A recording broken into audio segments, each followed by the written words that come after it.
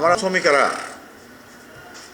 এই দেশের শিল্পটাকে রক্ষা করার জন্য আন্দোলন করছিলাম, নির্যাতিত হয়েছিলাম, জেলে গেছিলাম, কিন্তু তার সুফল কিন্তু আমার দেশের সরকার, তৎকালীন সরকারেরা আমলও নিতে পারে না। এশিয়াটিকের যে সরকারি পাউন্ড ছাড়া আমাদের এই পাউন্ডে 40 কোটি টাকা জমা আছে। আমাদের ওইখানে যে ভাড়াকৃত টাকা 40 কোটি টাকা জমা আছে।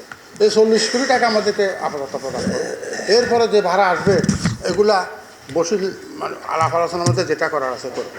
প্রধানমন্ত্রীর কাছে আমাদের আবেদন থাকবে যে যথাযথ তাদের বিটিএমসি তাদের পাওনা পরিশোধ মিল কর্তৃপক্ষের কাছ থেকে এই টাকাগুলো যদি তারা ফেরত নেয়, তাহলে মালিককে যদি মিলটা ফেরত দেয়, মালিক পক্ষ নিশ্চয়ই এই মিলটা চালু করবেন এবং শ্রমিকদের যে বকেয়া বেতন, তাদের যে বকেয়া টাকাগুলো রয়েছে সেগুলো তারা পরিশোধ করবে। আমি মনে করি দীর্ঘদিনের যে পাওনা অন্যায় কিছু কিন্তু এখানে বলা হয়নি, ওনাদের যে প্রাপ্য অধিকারের কথা বলা হয়েছে এবং মিলটি আমিনজুট মিল সহ এশিয়াটিক মিল সহ আজকে যে দিনের পর দিন বছরের পর বছর বন্ধ আজকে এখানে আছেন, আপনারা দেখবেন ও এলাকায় গিয়ে দেখবেন ওই বন্ধ মিলের কারণে আমাদের পুরো এলাকাতে বাইজি সহ পাঁচলাই সহ একটা আইন শৃঙ্খলার ব্যাপক অবনতি ঘটেছে।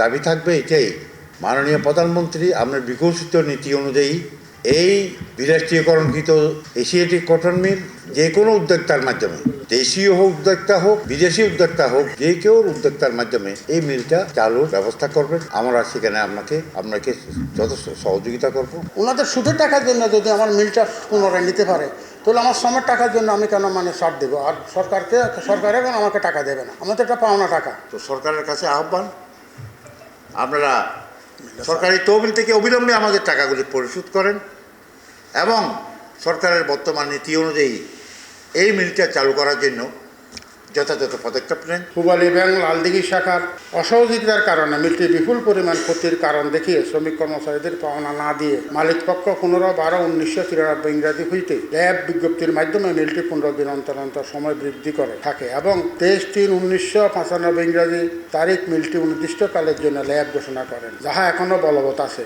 শ্রমিক কর্মচারীদের আন্দোলনের এক পর্যায়ে মিলের সমস্ত পাওনা পরিশোধ ও মিল চালু করার লক্ষ্যে 2002 খ্রিস্টাব্দে জনাব জাহিদ হোসেন গং নতুন মালিক জনাব আব্দুল হাফেজ সালোয়াত গঙের নিকট হস্তান্তর করে, কিন্তু 5 বছরে নতুন মালিক পক্ষ পাওনা পরিশোধ ও মিল চালু করতে ব্যর্থ হয়।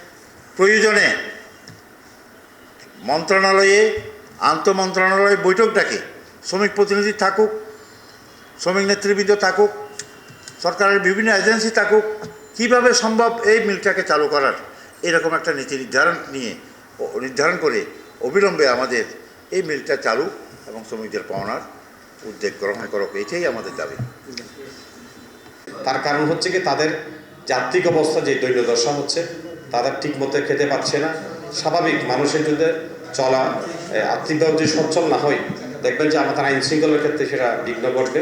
তা আমি মনে করি আজকে আমি সাংবাদিক বন্ধুদের মাধ্যমে আপনারা হচ্ছে বিভিন্ন ইলেকট্রনিক প্রিন্ট মিডিয়া সহ যে সমস্ত সাংবাদিক বৃন্দ আসছেন, আপনারা একটু ফলো করে গুরুত্ব সহকারে জিনিসটা প্রচার করবেন।